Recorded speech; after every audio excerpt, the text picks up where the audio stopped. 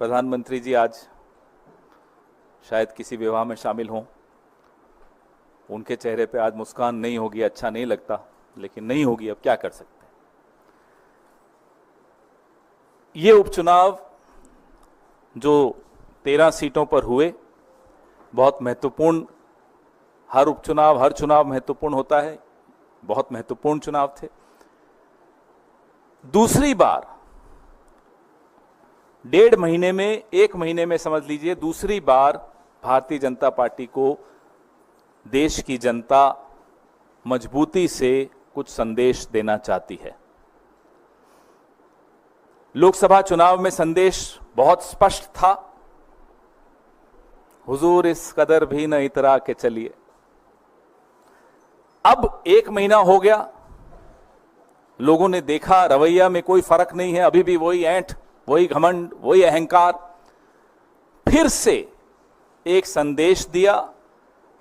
उत्तराखंड में हम दोनों सीटें जीत गए,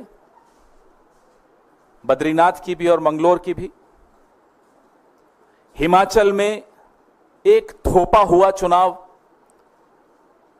निर्दलीय 3 विधायकों से इस्तीफा लिया गया, उनसे इस्तीफा करवाया गया, हमारी सरकार को अस्थिर करने का प्रयास किया गया और जनता का पैसा एक थोपे हुए चुनाव पर बर्बाद करवाया गया। आप लोग उसको ऑपरेशन लोटस कहते हो, मैं उसको ऑपरेशन कीचड़ कहता हूं। ऑपरेशन वोटर्स सबसे बड़ा होता है, सबसे मजबूत जवाब देता है। हिमाचल में देहरा विधानसभा क्षेत्र में, नालागढ़ में हमें जीत हासिल हुई। हमीरपुर हम हारे हैं, लेकिन ये तीनों सीटें ऐसी हैं जिसमें असेंबली इलेक्शन में, विधानसभा चुनाव में इंडिपेंडेंट्स जीते थे, कांग्रेस नहीं जीती थी। इस बार कांग्रेस ने 3 में से 2 जीत ली हैं।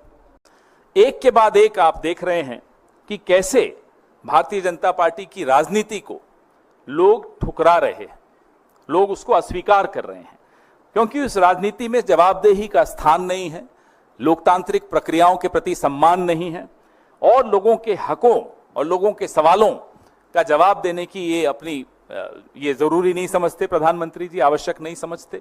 वो घमंड वो आपको इनकी राजनीति में दिखता है।